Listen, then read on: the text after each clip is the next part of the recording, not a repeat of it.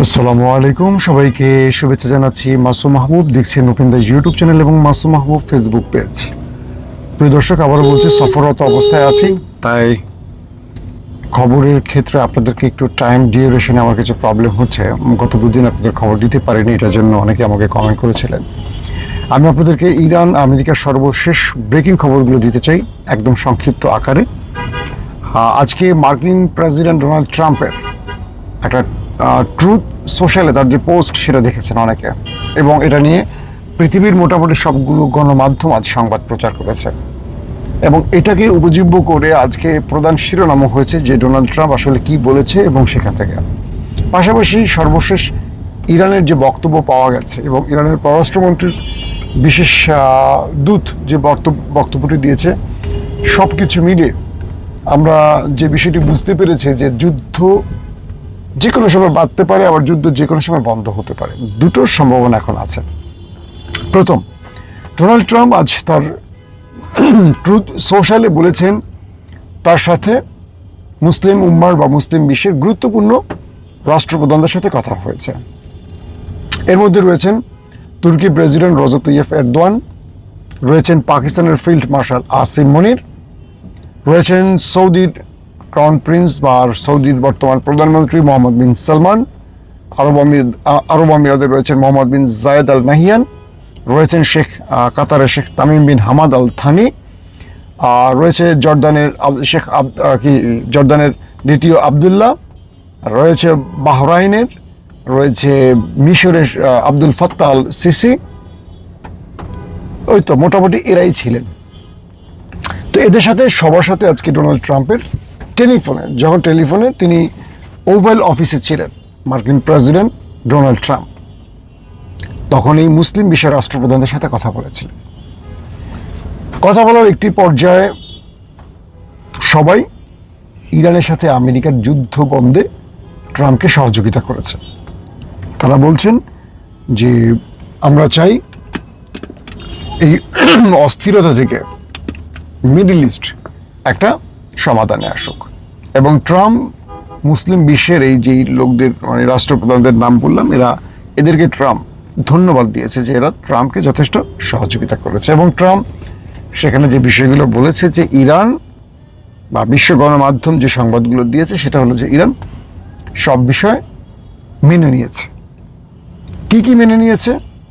Hormuz প্রণালীতে Iran toll আদায় করবে না, আমেরিকা ইরানকে 1 টাকারও ক্ষতিপূরণ দেবে না, এবং ইরান 6 সপ্তাহের মধ্যে তার নিউক্লিয়ার প্রোগ্রাম নিয়ে আমেরিকার সাথে আবার আলোচনায় বসবে, কখনো নিউক্লিয়ার বানাবে না, ব্লা ব্লা ব্লা ব্লা ব্লা।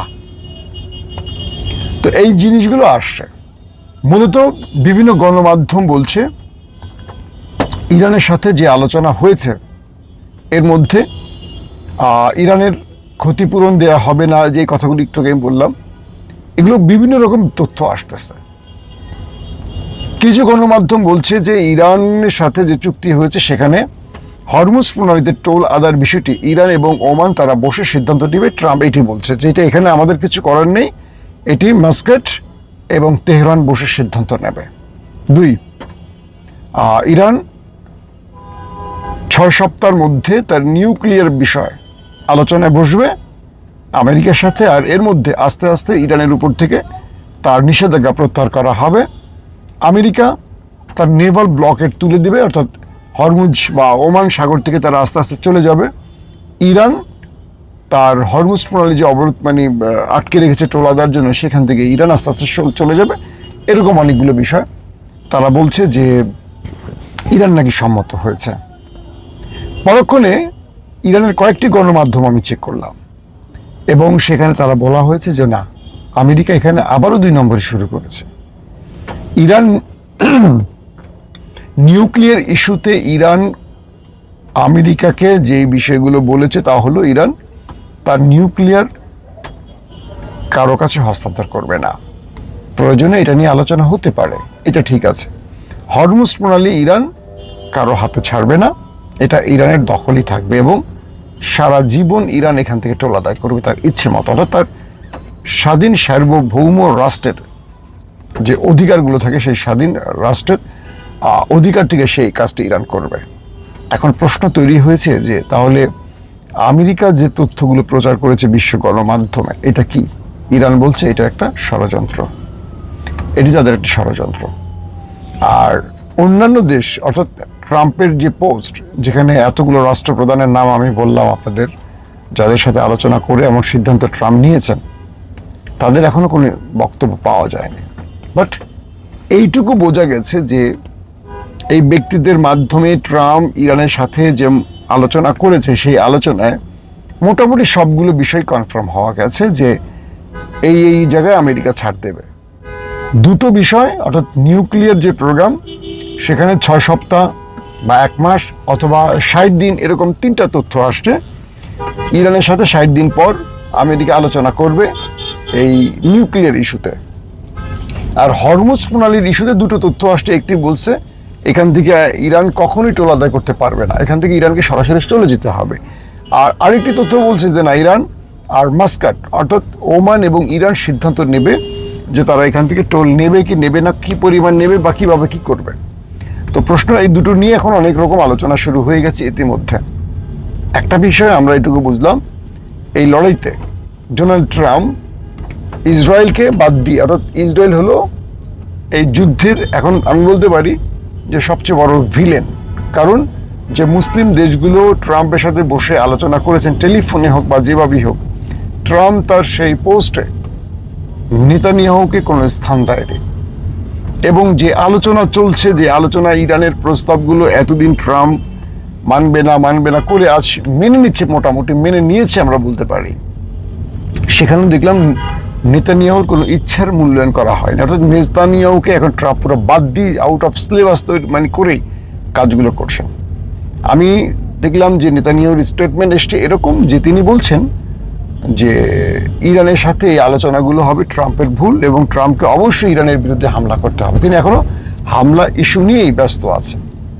এখন এই ক্ষেত্রে কি হবে? ট্রাম্প এখন নেতানিয়াহুকে পাত্তা না দিয়ে যে এগুচ্ছেন, এক্ষেত্রে কি হবে আসলে? এই ক্ষেত্রে যে বিষয়টি তৈরি হচ্ছে, ট্রাম্প তার ফেস সেভিং এবং এই যুদ্ধ থেকে সম্মান নিয়ে ফিরে যাওয়ার যে রাস্তাটি খুঁজছে, সেই রাস্তাটি মোটামুটি বাকি মুসলিম দেশ তৈরি করে দিয়েছে আমেরিকাকে। আর এইখান থেকে আমেরিকা একটা ফেস সেভিং এর মাধ্যমে চলে যেতে চায়। কিন্তু ইরানের ওই দুটো ইস্যু নিয়ে যে নাড়াচাড়া, একটা হরমুজ প্রণালীর টোল, একটি হলো নিউক্লিয়ার প্রোগ্রাম, এটিও মোটামুটি একটি আলোচনায় আসছে। তবে ইরানের লাস্ট বক্তব্য হলো ইরান এটা ছাড়বে না। ট্রাম্প বলছে এটা নাকি ইরান ট্রাম্পকে রাজি হয়ে গেছে। দুজনের বক্তব্যটার মধ্যে এখন দুটো না। তো ইতিমধ্যে ইরানের পররাষ্ট্রমন্ত্রীর বিশেষদের একটি বক্তব্য আমার খুব ভালো লাগছে। তিনি বলছেন রোমান রাজা তিনিও একসময় পরাজিত হয়েছেন এবং আপোস করতে হয়েছেন। আজকে মনে হচ্ছে কোনো এক রাজা তিনি আপোস করে নিয়েছেন এবং তার এই আপোসটি পৃথিবী দেখতে পাচ্ছে। অর্থাৎ ডোনাল্ড ট্রাম্পকে নিয়েই তিনি এই পোস্টটি করছেন। বোঝা যাচ্ছে ডোনাল্ড ট্রাম্প শেষ পর্যন্ত ইরানের সবগুলো শর্তই মেনে নিতে যাচ্ছেন। আবার অন্যদিকে যদি ওই শেষ পর্যন্ত বললাম না যে দুটো শর্ত, এই দুটো শর্ত নিয়ে আবারও টানা হেঁচড়া চলছে, এখানে যদি কোনো কারণে ভিন্নতা তৈরি হয় তাহলে যুদ্ধ আসন্ন। যেটা আমি শুরুতেই বলছিলাম যে যুদ্ধটা আসন্ন নাকি যুদ্ধটা থেমে যাচ্ছে। তবে আসার কথা হলো যে ট্রাম্পের পোস্ট পুরোপুরি আসার কথা। কারণ ট্রাম্প যে ব্যক্তিদের নাম বলছেন তাদের সাথে আলোচনার মাধ্যমে তিনি যুদ্ধ বন্ধের যে প্রক্রিয়া আসছেন, এটা নিঃসন্দেহে ভালো। যদি এটা ট্রাম্পের মিথ্যাচার হয়, ইরান যেটা বলছে যে না, এরকম কোনো আলোচনা তাদের সাথে হয়নি যে এই ইস্যুতে আমরা ছাড় দিব, বাকি ইরান বলছে যে এটা মিথ্যা, তাদের মিডিয়া অপপ্রচার, তাহলে আমরা মনে করতে পারি যুদ্ধটা এখনো চলমান, অর্থাৎ যে কোনো সময় শুরু হতে পারে। যে কারণে ইরানে এয়ার স্পেস বন্ধ আছে এখনো এবং তাদের যে জ্যামিং পদ্ধতিগুলো অ্যাক্টিভ আছে ইরানের। অর্থাৎ ইরান জানে আমেরিকা আলোচনার মধ্যে যে কোনো সময় অ্যাটাক করতে পারে, তাই সর্বোচ্চ প্রস্তুতি নিয়ে রেখেছে। এবং ইরান এই কথাটিও বলছে, আমরা শত্রুকে প্রতিদিন 500 মিসাইল এবং ড্রোন অ্যাটাক করব, এই প্রস্তুতি নিয়ে আমরা এবার যুদ্ধ শুরু করতে যাচ্ছি। অর্থাৎ ইরানকে আক্রমণ করলে ইরান তার শত্রুর টার্গেটে প্রতিদিন 500 ড্রোন এবং মিসাইল মারবে, এই ঘোষণাটি দিয়েছে। এটা আমি আজকে সকালের লাইভে আপনাদেরকে বলেছি দর্শক। তার মানে এখন আমরা যে বিষয়টি বুঝলাম, আমেরিকা আপ্রাণ ট্রাই করছে যে কোনোভাবে ইরানের সাথে এই লড়াইটা শেষ করা যেত, কারণ ট্রাম্প এখানে অনেক বড় বাধার মধ্যে পড়ে গেছেন, তার গলায় কাটা আটকে গেছে, না বের করতে পারছেন না গিলতে পারছেন। এবং শেষ পর্যন্ত নেতানিয়াহুকে তিনি পাত্তা না দিয়ে একাই আলোচনাটা করতে চাচ্ছেন এবং মুসলিম বিশ্বের এই রাষ্ট্রপ্রধানদের নিয়ে আলোচনা করে তিনি ইরানের একটা ইরান থেকে এক্সিট নিতে চাচ্ছেন। আর ইরান এখনো তাকে আটকে রেখেছে ওই বড় দুটো ইস্যুতে, নিউক্লিয়ার এবং হরমুজ। কি হবে আসলে এই পরিস্থিতি? আমরা এটুকু বলতে পারি, আগামী কয়েক ঘন্টা ইরানের সাথে একটা শেষ বোঝাপড়া হবে, হতে পারে যুদ্ধ, হতে পারে সমাধান। বাট ট্রাম্প এবং নেতানিয়াহুর দুইমুখী বক্তব্যের পর, ট্রাম্প এবং ইরানের দুইমুখী বক্তব্যের পর শেষ সমাধানটা কি হবে সেটা দেখার জন্য আমরা অপেক্ষা করতে পারি। প্রত্যেকে ভালো থাকবেন। আল্লাহ হাফেজ।